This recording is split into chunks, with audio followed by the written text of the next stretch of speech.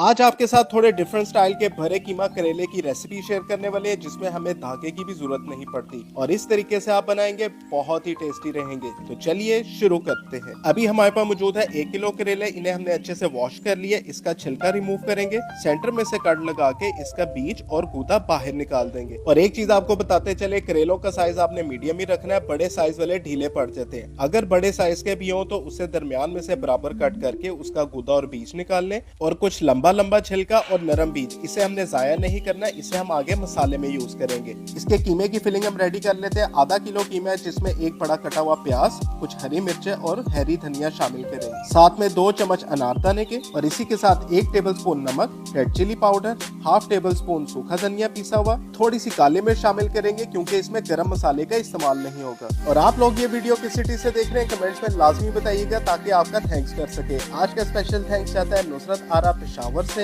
अनवर हुसैन राजस्थान से और अमरीन फरीद लाहौर से। कीमे को मशीन में ग्राइंड करने के बाद एक बार हाथों से भी अच्छे से मिक्स कर लेंगे और इसकी फिलिंग कर लेंगे। और फिलिंग भी इसकी भर भर के करनी है कि कीमा उभर के बाहर आए, क्योंकि कुकिंग के दौरान कीमा जो है वो श्रिंक हो जाता है। और जो बड़े करेले को हमने हाफ कट किया था उसकी भी फिलिंग हम इस तरीके से कर लेंगे। और कोशिश कीजिएगा थोड़ा कीमा बच जाए, उसे हम मसाले में ही भूनेंगे। अब इसकी पकाई की तरफ चलते एक कढ़ाई लेंगे जिसमें 1 कप ऑयल का शामिल करेंगे। ऑयल अच्छे से गर्म हो चुका है। अब जितने भी फिलिंग वाले अपने करेले इन्हें हम प्लेस कर देंगे। अब कढ़ाई को हल्के हाथों से हिला के इसे इसी तरह फ्राई करेंगे।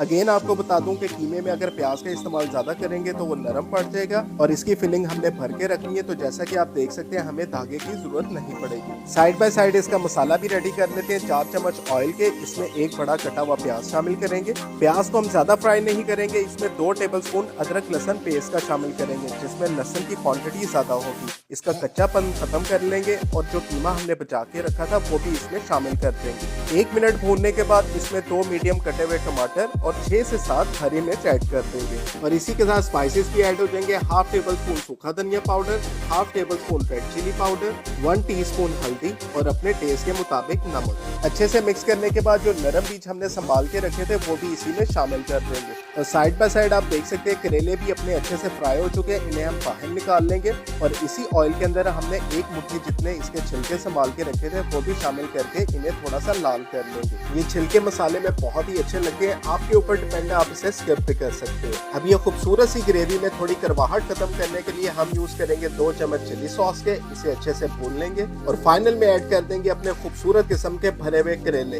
इन्हें कवर करके 6 से 7 मिनट का हम दम दे देंगे। और जैसा कि आपको पता है टाइम हुआ चाहता है, प्लेटें ले आओ और ये जबरदस्त किस्म के कीमा करेले ले जाओ। साथ में होनी चाहिए मखनी रोटी और कच्ची लस्सी या सोडा। और ये खाने के बाद आप सब कहोगे स्वाद आ गया बादशाह।